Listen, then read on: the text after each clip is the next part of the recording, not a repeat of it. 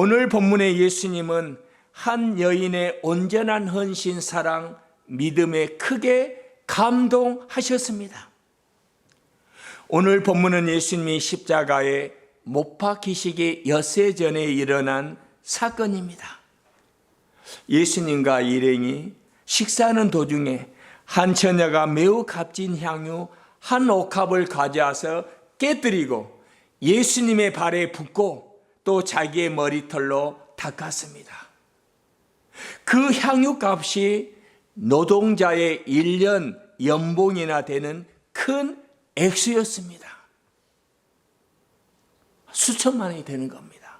현재 우리들의 월급으로.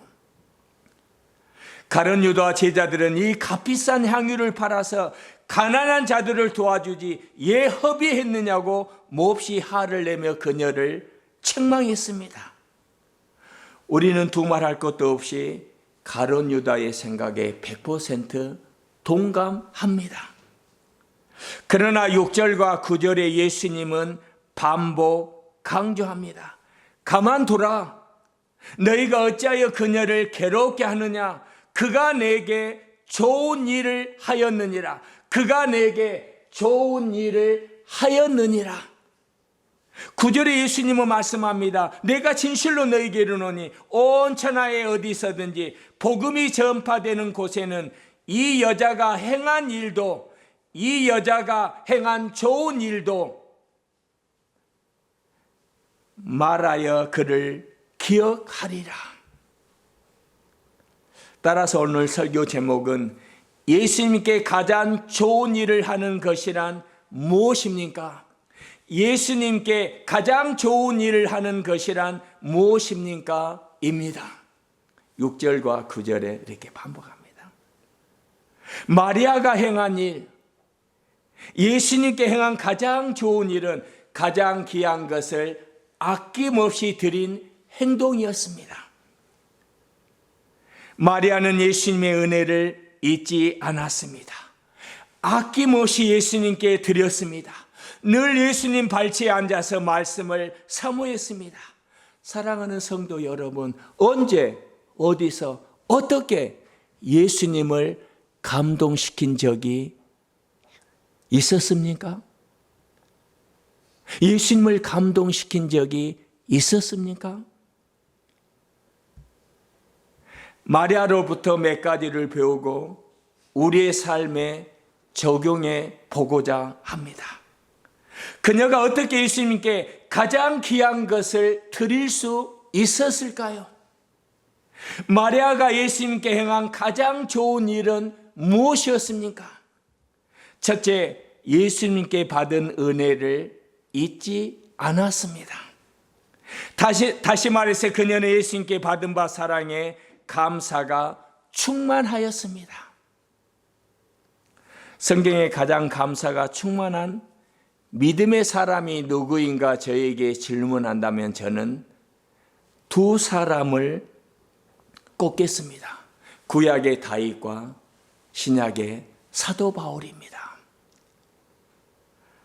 사도 바울은 예수님을 믿는다는 한 가지 이유 때문에 여러 번 옥에 갇혔고 돌에 맞았고 여러 고초를 당하였습니다.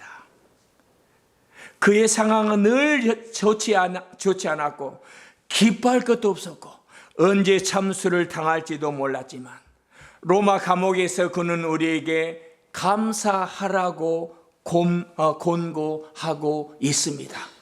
히브리서 여기 데살로니가전서 5장 18절 범사에 감사하라. 또 우리가 잘 아는 빌립보서는 옥중 서신인데 거기에 강조하는 것은 기쁨이라는 단어입니다. 주 안에서 항상 기뻐하라. 내가 다시 말하노니 기뻐하라. 바울은 감사함으로 기뻐했습니다. 예, 그렇습니까? 그는 예수님을 사랑했기 때문에 예수님의 용서의 은혜와 사랑을 잊지 아니하였습니다. 그러므로 그가 전한 복음은 예수님의 십자가 사랑과 용서와 은혜의 기초를 두고 있습니다. 따라서 사도 바울은 우리에게 간곡히 부탁합니다. 하나님의 은혜를 잊지 말라. 하나님의 은혜를 헛되이 받지 말라. 어린 소년 다윗은 거인 골리앗을 죽인 영웅이었습니다. 그때 도시로 돌아왔을 때 여인들은 크게 한화였습니다. 사울이 죽인 자는 천천히요, 다윗이 죽인 자는 만만히로다. 사울에게는 아주 충격적이었습니다. 그래서 사울은 질투심으로 인하여 다윗을 죽이고자 여러 번 시도하였습니다. 다윗은 사울의 칼날과 창을 피하여 굴이나 들에 숨어 살아야 하는 도망자 신세가 되었습니다.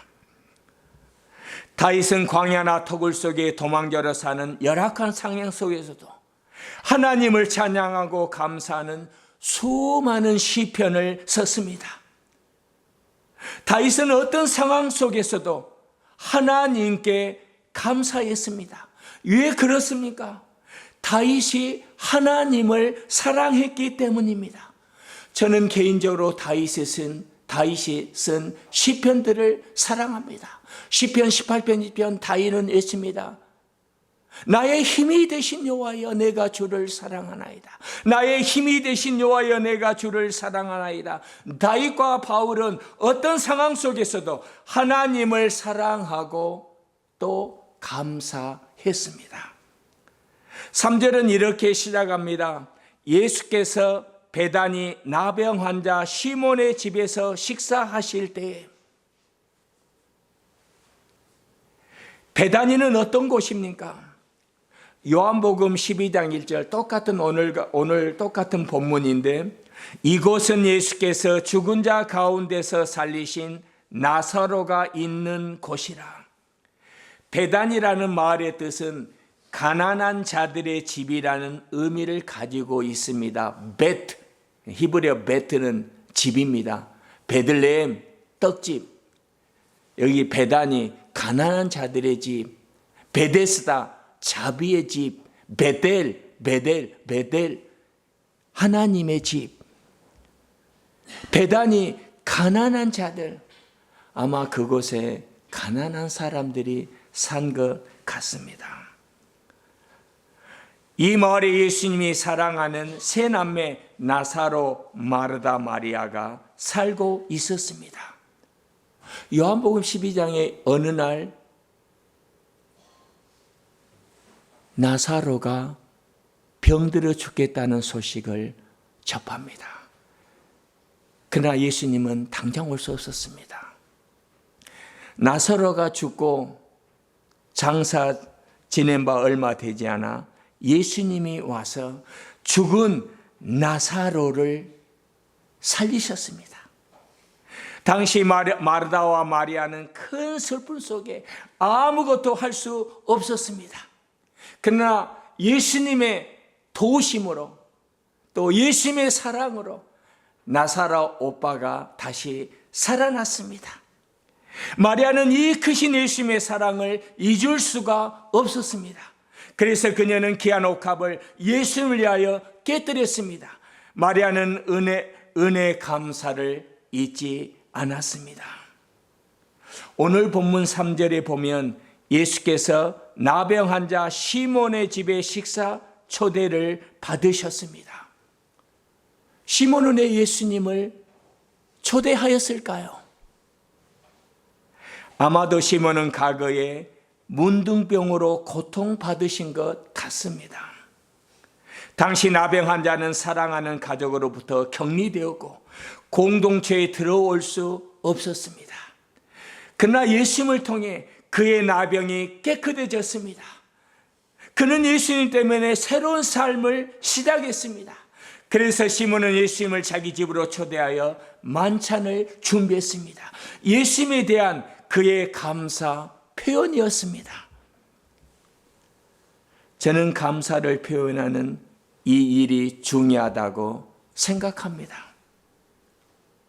사실 우리는 하나님과 예수님께 많은 은혜와 사랑을 받았습니다. 은혜는 하나님이 값없이 우리에게 주신 가장 귀한 구원의 선물입니다. 과거 우리는 영적 문둥병자였습니다. 죄로 인하여 하나님께 나아갈 수 없었습니다. 죄의 삭은 사망이었습니다. 하나님 나라 천국 잔치에도 참여할 수 없었습니다. 그러나 예수님의 보혈의 피로 인하여 은혜로 구속함을 받았습니다. 하나님의 자녀가 되었습니다. 부활의 산 소망을 가졌습니다. 그러므로 마리아처럼, 나병 환자 시몬처럼 예수 그리스도께 감사하여야 합니다.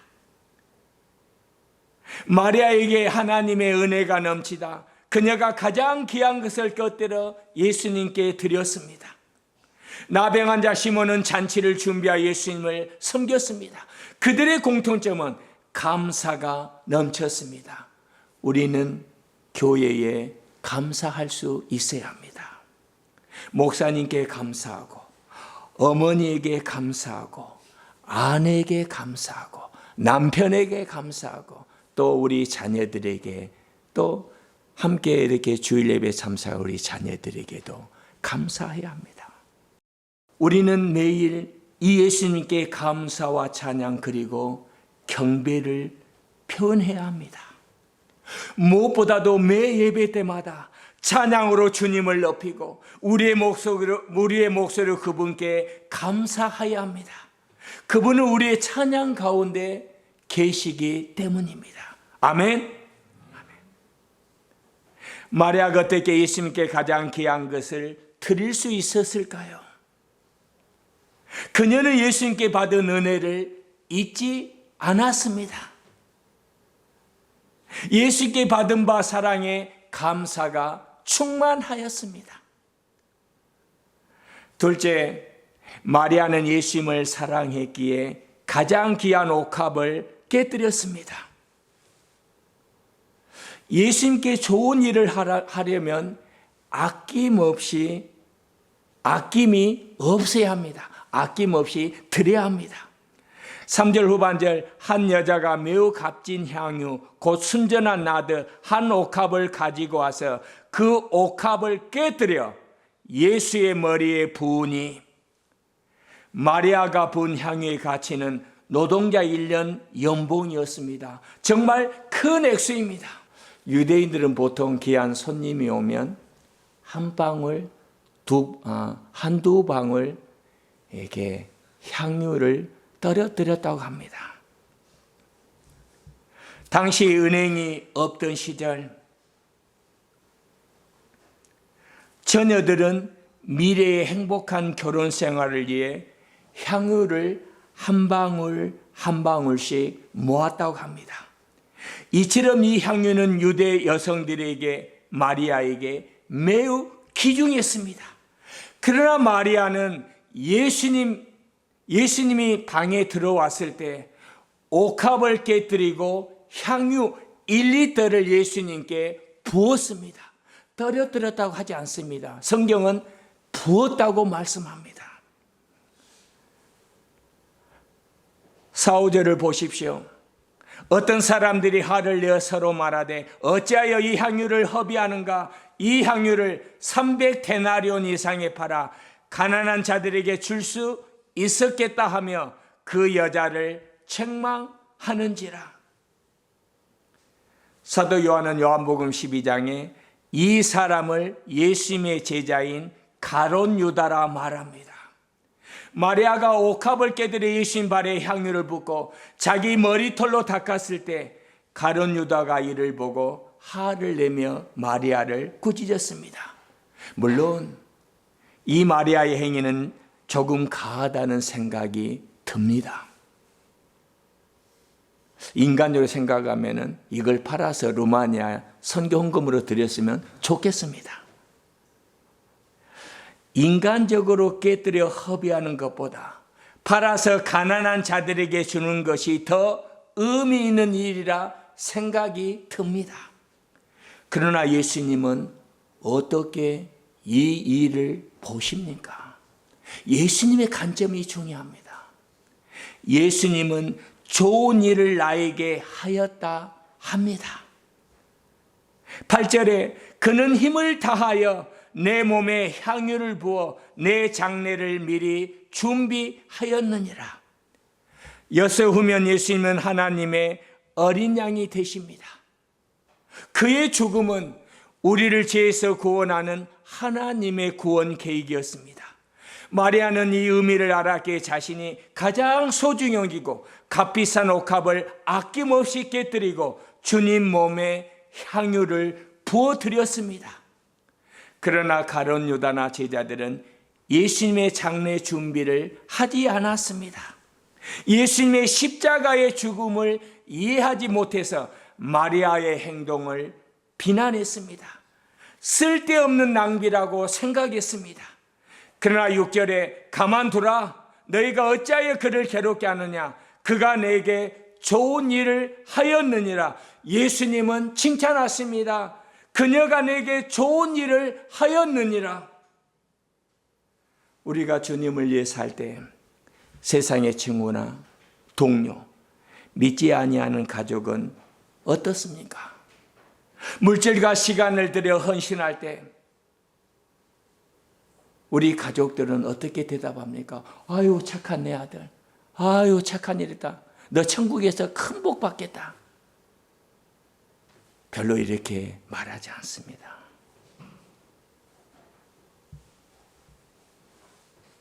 아유 어리석은 놈, 세상 물정을 얘 그리 몰라, 아유 답답해, 답답하다, 핀잔을 줍니다.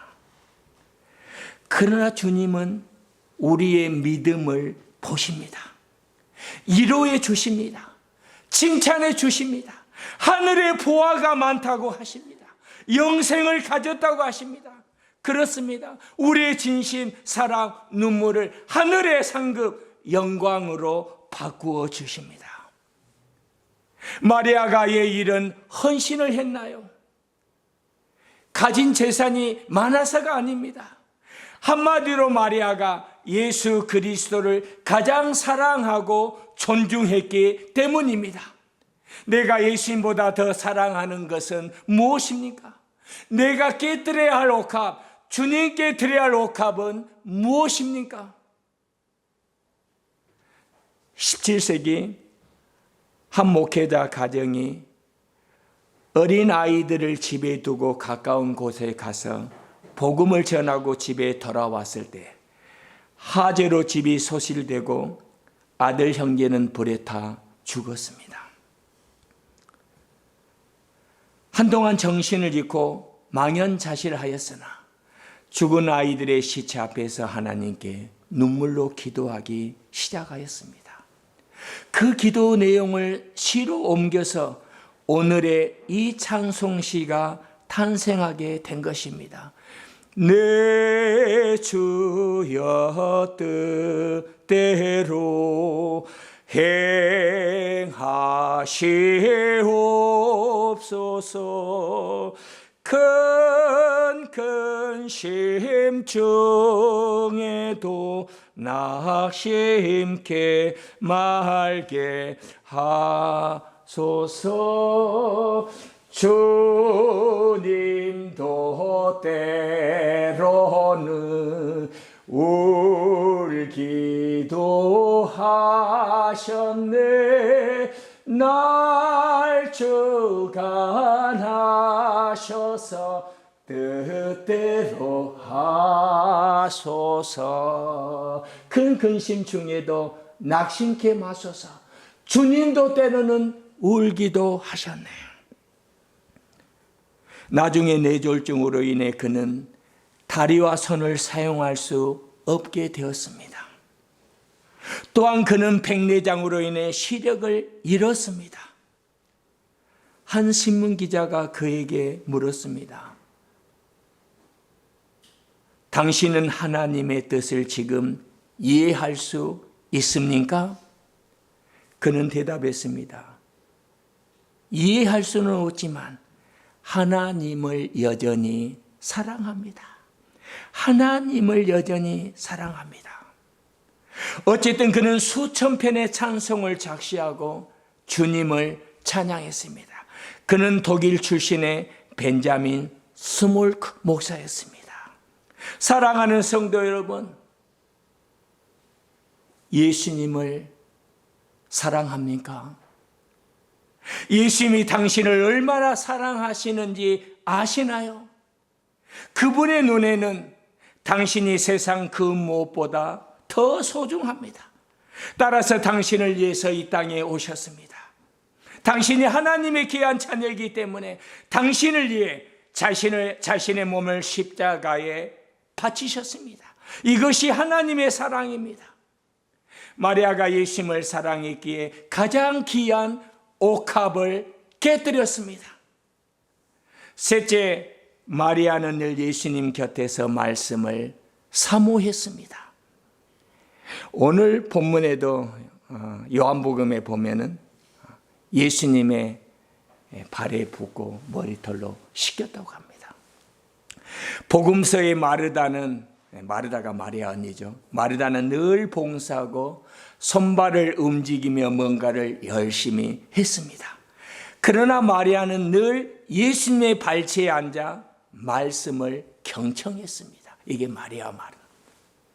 누가복음 10장에 예수님께서 베다니에 방문하셨을 때 마르다는 열심히 요리를 하고 있었지만 마리아는 예수님 발치에 앉아 말씀 듣는 것을 선택했습니다. 누가복음 10장 39절에 그에게 마리아 하는 동생이 있어 주의 발치에 앉아 그의 말씀을 듣더니 라고 기록되어 있습니다. 마리아는 너무 바쁘고 할 일이 많아서 예수님께 말씀합니다. 예수님, 주님, 마리아 제 계집애는 다 컸는데 저를 도와주지 않습니다. 좀 마리아에게 말씀해서 저를 좀 도와주게 해주세요.